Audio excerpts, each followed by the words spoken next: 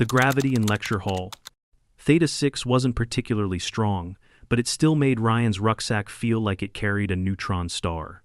He shifted in his seat, the edge of the bench pressing into his lower spine, while overhead, the pulsing amber ceiling lights flickered in rhythm with the interstellar university's rotating orbital cycle.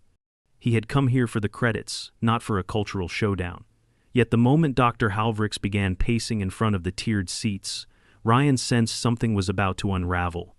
Dr. Halvrix was renowned across 3 spiral arms for his work in comparative xenobiology, an elder of the Asethian species with a facial ridge that glowed faintly green when amused. Today, it practically pulsed. "Now, class, as we continue our survey of bipedal vertebrates," Halvrix began, swiping a 3-fingered hand to project a hollow diagram of a human skull, "we arrive at Homo sapiens, commonly known as humans. A social species, highly cooperative, physically fragile, and..." He zoomed in on the dental structure. "Herbivorous." A pause. The room stirred. Ryan's brow furrowed. Halvrix carried on, clicking his digits with the rhythm of certainty. "Observe the flat molars, the rounded jaw, a clear indication of herbivory. Furthermore, their social behavior centers around mutual aid and community reliance traits common to prey species. While they are technically classified as omnivores on Terran databases, that is a misnomer arising from accidental ingestion of protein-rich material, likely during post-agrarian mishaps. That did it." The room rippled with sound, a chitter from the blue-furred mock, a trill of laughter from a chorus of sylphin twins sharing the same neural array. Even Grohl, the stoic Bralith cadet who'd once bitten through a titanium alloy fork, grunted with a low hum of amusement. Ryan didn't move. Not yet. Halvrix was in his element, gesturing to comparative jaw diagrams. Notice the lack of raptorial dentition. No fangs, no slicing teeth. The hands dexterous, yes, but lacking natural weapons. No claws, no venom. Evolution has clearly selected them for foraging and farming. The chuckles grew louder. Ryan inhaled slowly through his nose. "Primitive tools may have allowed isolated instances of carnivory," Halvrix concluded with a smug twitch of his frills, "but in their raw biological form, humans are not predators, they are prey." Ryan reached into his rucksack. He unzipped it gently, the quiet zzz of the seal practically slicing through the room's amusement. Every eye within a 40-foot radius shifted toward him. Halvrix faltered mid-gesture, his ridge dimming. Ryan pulled out a vacuum-sealed package the size of a small loaf of bread. Inside, pressed tight against transparent polymer, was a skinned rabbit carcass. Legs folded. Muscle definition clean and unmistakable. Eyes missing. Headless. Several students recoiled. Halvrix leaned forward. "What is that?" Ryan cleared his throat. "It's a rabbit. I hunted it yesterday." The silence was suffocating. "No synthetic tissue?" asked a Valari student from 2 rows above. Ryan shook his head. "No real. Biological. I shot it with a bow." The word bow had an effect not unlike an airlock blowing. "You killed a living being?" Halvrix's voice pitched upward, his ridges flickering in colors Ryan hadn't seen before. "With a projectile weapon?" "It was a longbow. Handmade, maple and fiberglass. 20 yards, in snow." Ryan set the packet carefully on the desk in front of him. "I tracked it for 3 hours." Grohl leaned forward, intrigued. "What for? Ritual? Hunger emergency?" "No, for recreation," Ryan replied, his voice flat but not dismissive. "For practice. And for meat." A Sylthan twitched. "But you weren't starving?" "No." The hall buzzed again. Halvrix attempted to recover. "But surely this is a rare human behavior, an outlier, a cultural artifact, no longer mainstream." Ryan sighed and reached into his data pad. With a few taps, he projected his activity log into the central hollow array. The class watched as a time-stamped series of footage rolled. Ryan in a forested area, snow up to his calves, carefully approaching tracks. Later, drawing a bow. Finally, kneeling over the rabbit, hands steady, skinning it with visible effort. He spoke as the video played. It was 12 degrees Celsius. Took me about 40 minutes to field dress it. Cut my hand on a rib when the knife slipped. Nothing serious. The footage confirmed it. A thin line of blood on his palm, later wrapped in gauze. Halvrix turned slowly toward the holo display, then back to Ryan. But why would you pursue prey with such primitive tools? Why not use nutrient paste or... It's about control, understanding the process, knowing where your food comes from, Ryan said, now visibly uncomfortable under the scrutiny. Some humans believe in respecting the animal by facing the reality of the kill. You honor it by ending it? One Sylthan asked, confused. Ryan nodded. We don't glorify killing, but we don't hide from it either. At least, not all of us. The rabbit packet still glistened under the light, slightly fogged from the condensation. A red light blinked on the ceiling. Administrative override. Within moments, 3 scanning drones descended and zipped toward the desk. The rabbit was lifted and analyzed mid-air. Specimen. Biological. Origin. Leporidae. Genus Sylvilagus. Status. Freshly preserved. Source confirmed. Terran environment. Acquisition. Student Ryan Talley. Verified self-hunt. A new murmur swept through the lecture hall. Halvrix sagged slightly, his earlier certainty dissolving into visible distress. His next words came slowly, like a ship losing propulsion. This contradicts our long-standing model of Terran dietary evolution. Ryan gave a half shrug. It's not your fault. Most of us don't talk about this stuff off-world. A mock student raised a paw. Do all humans hunt? Ryan shook his head. Not all, not even most. But many can, and some of us enjoy it. We're adaptable. It's in our evolution. Halvrix stumbled back toward his console. I must consult the department. No one was laughing now. One Sylthan twin whispered, So, the flat teeth don't mean anything? Ryan finally smiled, but it wasn't prideful. Flat molars grind plants. The rest of our mouth handles meat just fine. Plus, we cook. Makes even tough cuts edible. The lecture ended early. By the time the rabbit was returned, now sealed in a sterile academic-grade container, Ryan was being politely escorted by 2 administrative drones to the dean's office. He picked up his rucksack, still warm from where the rabbit had rested. As he passed Halvrix, he offered a quiet, "No hard feelings." Halvrix blinked twice. You tracked a prey animal through freezing terrain, killed it without advanced tech, and preserved its body for future consumption, and you say you did this for pleasure? Ryan hesitated, then gave a tired nod. And to learn. And to eat. But mostly because it's what we're built to do. When it comes down to it. The Isethian watched him leave with haunted curiosity. Outside, the hallway air was cooler, cleaner. Ryan exhaled, looked down at the rabbit case. Then muttered under his breath, Well, that escalated fast. The dean's office smelled faintly of sterilized polymer and sun-dried kelp, probably from the Mahari delegate seated 2 chairs down. Ryan sat stiffly, rabbit container tucked between his boots. Across from him, Dean Trivac Kess tapped a sleek stylus against a sensory pad, his cranial folds twitching in an unreadable rhythm. I want to be absolutely clear, Trivac said. His voice filtered through a translator implant that carried the tone of a tired diplomat rather than an angry administrator. You did not harvest this animal on university grounds? No, sir, Ryan replied. I have a permit for private use wildlife activity on Moonside Ridge, Sector E3. It's 30 kilometers out, university shuttle got me there. And you used a bow, as in a string and projectile arrangement. Ryan nodded. Yes, wooden riser. Carbon fiber arrows, blade tips. Legal in that zone. The terrain's too dense for firearms. The Mahari next to him shifted, gill-like structures along her neck, fluttering in discomfort. And this was for amusement? Practice, Ryan corrected. And food. I freeze portions. It's how I grew up. My uncle taught me. Hunting's not just killing, it's preparation, patience, and ethics.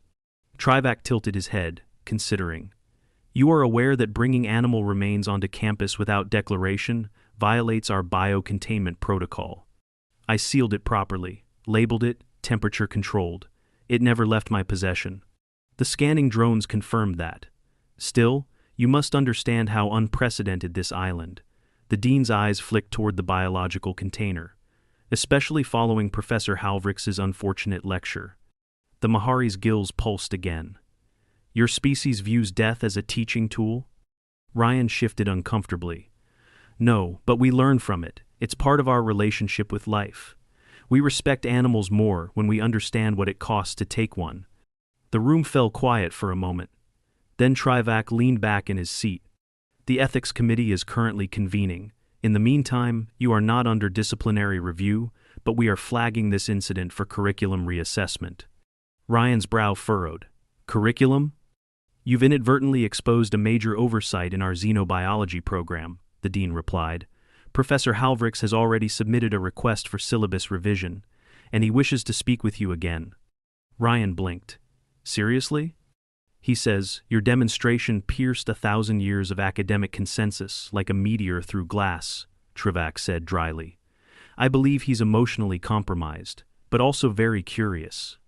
Ryan didn't return to his dorm right away. Word had already spread probably within 5 minutes of the drone scan. University gossip traveled faster than warp-jump beacons. Instead, he walked to the medical wing. Not because of the rabbit, but to get the small cut on his hand redressed. The field wrap he'd used was now stale with dried blood and flaking adhesive. The medtech on duty, a crevel with 6 eyes and a voice like crushed gravel, frowned as she examined the wound. This was not treated professionally. I was in the field, Ryan replied. You're lucky you didn't get tendon contamination. Hold still. She cleaned it, redressed it with antiseptic foam, and took a biosample. Depth, superficial, no ligament damage. You'll heal in 4 to 5 days, she muttered. But if you do this often, I suggest a mobile field suture kit. Already ordered one, Ryan said. It arrives tomorrow. She paused mid-scan. How often do humans injure themselves doing this? Statistically? Not that often, if we're careful. She tilted her head. And if not, then you get stories, or funerals. The medtech didn't reply. But her hands moved faster after that. 2 days later, Professor Halvriks requested a private lab room. Ryan walked in to find the Esethian surrounded by comparative biology scans, Terran anatomical charts, and 5 different models of human dentition, some of which Ryan was pretty sure were children's toys repurposed for science. You returned, Halvriks said, not looking up. You asked? Did you know your stomach produces enzymes specifically adapted to break down animal proteins? He asked, flicking a projector into motion. Pepsin, for example, designed for meat digestion. I took biology, Ryan replied, resting his hands on the edge of the table. Halvriks finally looked at him. Why did no one correct us? Why didn't the Galactic Anthropology Board update your classification? Ryan exhaled slowly. Because we don't talk about it much off-world. It doesn't come up. People assume advanced species means peaceful herbivore. We don't fit the mold. But you build cities, you farm, you cooperate. And we hunt, for food, for sport, for tradition. Halvriks moved to the next display, a chart showing evolutionary adaptations. Binocular vision, upright posture, high-endurance musculature. All of these predator traits, he muttered. Ryan nodded. Persistence hunting. Our ancestors used to chase antelope until they collapsed from heat stroke. We're not strong, not fast, but we don't quit. Halvriks sat down slowly. You're social, but you're predators. Pack hunters, Ryan said, with tools. The professor stared at the display for a long while. Then he turned. I want to add a new section to the curriculum, a full lecture on human adaptive predation, with your help. Ryan hesitated.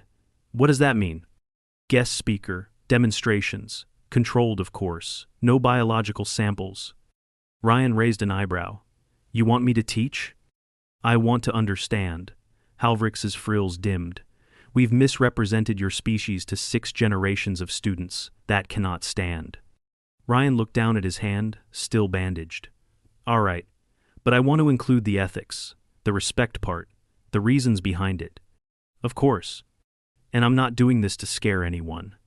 Halvriks gave a thin smile. You already did that just by being honest. By the end of the week, the lecture module was retitled Humans, cooperative apex predators.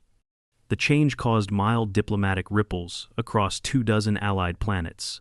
Ryan received several awkward messages from students he barely knew, including one mock who wanted to know if human meat tasted like rabbit. He did not reply. He spent most of the following weekend in his dorm, quietly rendering the rabbit into stew, portioning it into storage containers, and setting aside a bowl to eat in the student canteen.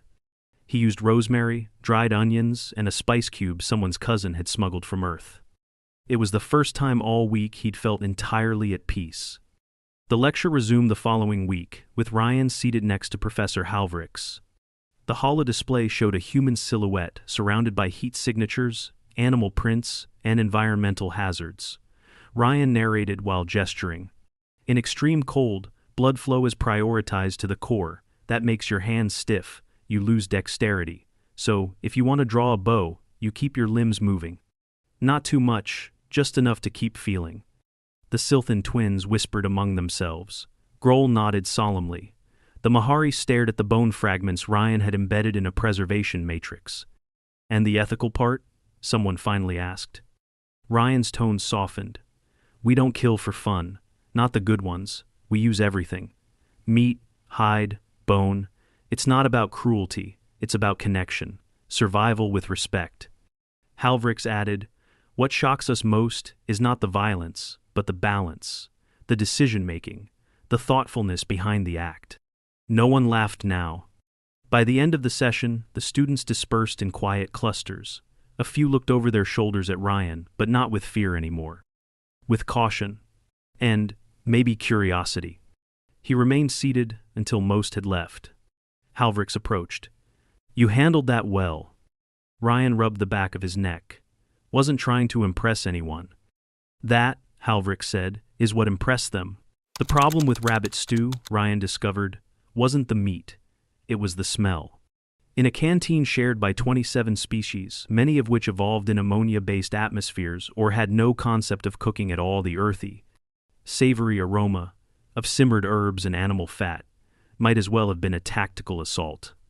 It started subtly. One coral student gagged mid-bite on his nutrient algae. A Cirque female excused herself before her secondary stomach spasmed. Then someone called the ethics board. Ryan was halfway through his lunch, stew still warm in his hand, when the administrative ping came through. Request for immediate appearance. Multi-Species Ethics Council. Room 204 Farads. He sighed, sealed the container, and wiped his mouth. He hadn't even finished the potatoes. Room 204 Farads wasn't large, but it was filled. 8 representatives from different departments and species sat in a semicircle behind a smooth polymer barrier. Some wore flowing academic robes, others were encased in exofluids or filtration suits. Their nameplates flashed subtly in different languages.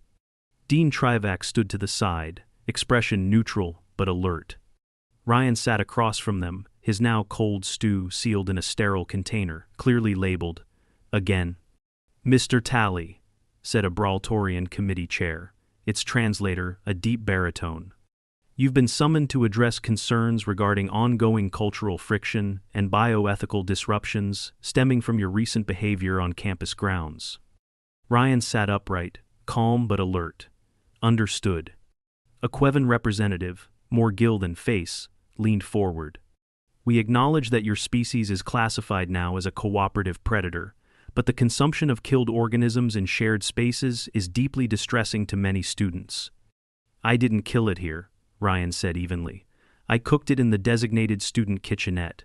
It's stored properly, no biological risk, just stew. A pause. But it smells, Mr. Talley. Another chimed in, this one a Skrell empath who reportedly hadn't eaten solid food in 40 years. There are students who can feel the heat signature of death in the air. Ryan looked around the room. He wasn't defiant, but he was tired of explaining the same things over and over. I followed all protocols. I didn't share it. I didn't push it on anyone. I labeled it non-synthetic biological protein and sealed it. Trivac finally spoke. Perhaps it would help if Mr. Talley shared more context about human food culture. This may clarify intent. Ryan exhaled through his nose. We don't just eat for fuel. For us, meals are rituals. social glue, identity. If we hunted it, we share it. That's not dominance, it's tradition. I didn't think my stew would become a galactic incident. You think this is your tradition, the Skrell said, but in a shared community, tradition must yield to the safety of others. Safety? Ryan asked, surprised. No one was in danger. This isn't about pathogens, it's discomfort. Discomfort leads to conflict, the Queven countered. We've seen entire species driven from mixed campuses, because one species would not yield dietary habits. Ryan clenched his jaw, then softened. Look, I get it, but I'm not pushing anything. I'm not waving blood around or forcing anyone to watch me eat. I'm doing what I've always done, respectfully. The Braltorian cleared his throat. Then perhaps a compromise. Private consumption. Restricted communal dining. So, I get my own table? You get a partition. Ryan looked at Trivac, who nodded subtly.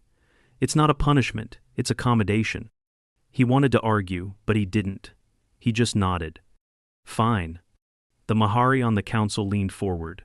One more thing. Is it true that you used a bow to hunt this rabbit? That you chose a more difficult method rather than a clean, efficient kill? Ryan's eyes narrowed. Clean doesn't always mean humane. A good bow shot is quick, and I know my gear. Guns are easier, but I choose to stay sharp. And if you'd missed? Then the animal would have lived.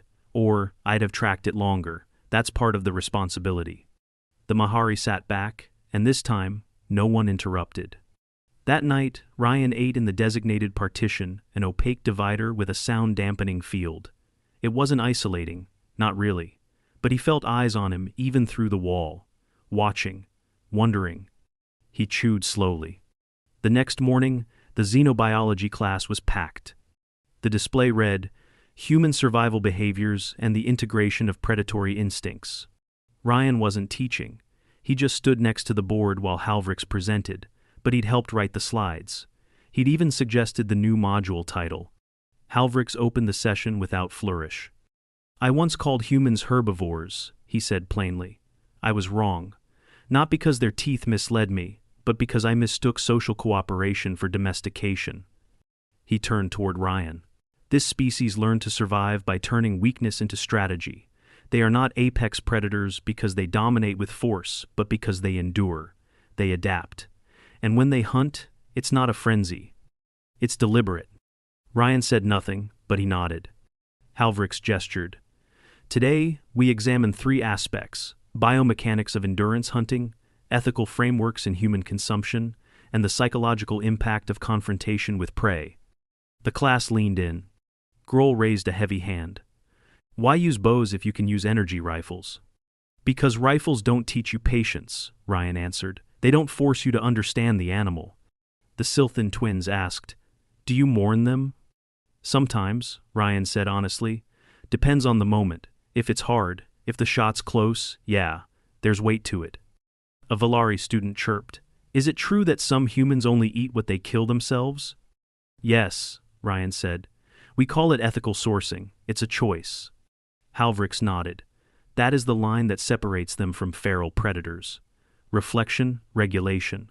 They do not kill because they must. They kill because they choose, and then they carry the consequence. The classroom was still. 3 days later, Ryan found a note physically pinned to his dorm door. Would you teach me how to cook it? Not to kill, just to understand. Lutha. Mahari Studies. He smiled and folded the paper into his pocket. By the end of the month, the xenobiology department issued a university-wide statement. Human dietary and survival practices shall be categorized under Category A, adaptive predation behaviors, inclusive of ethical variance and socio-cultural weight. The old slides, flat teeth, prey species, foraging cooperative, were quietly retired.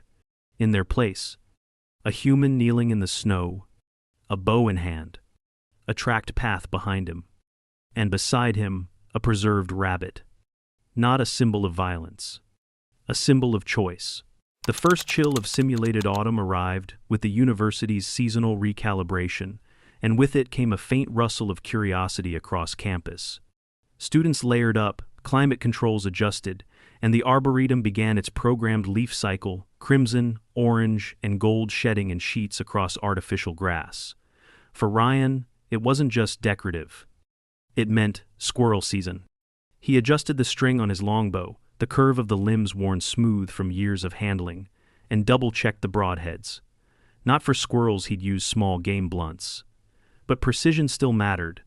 The range outside the dorm annex was one of the few human-approved facilities that didn't make aliens recoil, and it gave him a place to keep his skills sharp. Squirrel hunting would have to wait until the weekend Moonside Ridge again, with proper permits, but today he just practiced. A few fellow students gathered near the observation window, whispering. No laughter now, just interest. Behind them, Halvrik stood beside a new holo display marked Extraterrestrial Predator Cultures. A quiet acknowledgement that, maybe, humans weren't so unique in being complex predators, just unique in how they carried it. That evening, Ryan carried a grocery satchel into the dorm kitchenette. He laid out prepped vegetables, dry herbs, and the frozen hindquarter of a squirrel he'd taken during the last legal window, already processed and vacuum-packed. A handful of students stood at a polite distance, hovering just inside curiosity's reach. He'd sent out an open invitation on the university network. Field cooking demo, wild game stew, Earth style, vegetarian options included. He wasn't trying to be political, he just wanted to stop being the story and start being the teacher. Lutha, the Mahari who'd left the note weeks ago, arrived first. She brought a cutting board and her own utensils, though Ryan gently explained that slicing vegetables didn't require breath masks. "You sure?" she asked, eyeing the squirrel meat. "My sense membranes are tuned to detect tissue trauma." Ryan paused, then said softly, "It's already over. What happens now is gratitude." That seemed to settle her. As they chopped, stirred, and measured, more students filtered in. A Silthan pair brought barley for texture. Grohl arrived late, offering dried sour fruit as a garnish, which no human in their right mind would ever pair with stew, but Ryan accepted it with a respectful nod. The stew simmered, slowly drawing out the flavors. Aromatic, rich, gamey, but not overwhelming. "You really tracked this through the forest?" Lutha asked, stirring the pot gently. "Over about 4 hours," Ryan said. "They move fast and erratic. You watch for bite marks on bark, nut husks, disturbed leaves. It's not just looking, it's listening. And if you didn't catch it, I'd go home empty. Sometimes that's the lesson. But you did catch it." He nodded. "And then what? You just celebrated?" "No, I cleaned it, bagged it, thought about the moment. That's the part people forget. It doesn't end with the kill, it ends with understanding." Lutha was quiet after that. The stew was served in modest ceramic bowls. Ryan placed his at a small corner table, not inside the partition this time, but still off to the side. He didn't want to provoke anyone. Just eat. One by one, students joined him. Not all, but enough. Lutha sat across. Grohl squeezed his frame into a reinforced seat, holding his bowl delicately between fingers that once snapped a wrench in half. A mock student took 2 spoonfuls, then asked if squirrel was a type of tree. Ryan laughed quietly. "No, it lives in trees." Grohl swallowed his bite thoughtfully. "It tastes like something that climbed a lot." Ryan shrugged. "Fair enough." Halvrix visited briefly, taking only vegetables but offering a full academic credit to anyone who submitted a paper on the experience. Half the room began typing mid-bite. Later that night, Ryan sat outside the dorms, under a fabricated sky filled with stars that didn't match Earth's. He rested the empty stew pot beside him.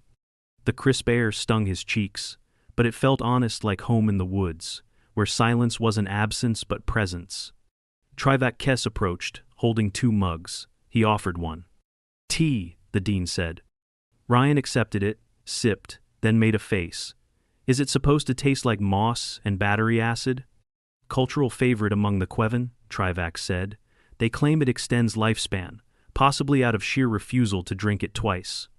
Ryan chuckled, then looked out toward the arboretum. "Things have quieted down." "Somewhat," Trivak agreed. "But no one's avoiding you anymore. That's progress." Ryan didn't respond right away. Finally, he said, "I didn't come here to change the curriculum, just to study." "And you still are," the dean replied, "just more publicly than intended." They sat in silence for a while. A distant thermal vent hissed as the air system cycled. Trivac sipped his tea, then said, "When I was younger, I once believed conflict was a sign of failure. Now I understand it's often the first sign of real understanding." Ryan nodded slowly. "I still get stares." "Yes, but they're no longer sure if they should fear you or ask for your recipe." Ryan laughed, genuinely this time. Then, he stretched, stood, and slung his rucksack over his shoulder. "Next week's squirrel season again," he said casually. Trivac raised an eyebrow. "You're going back?"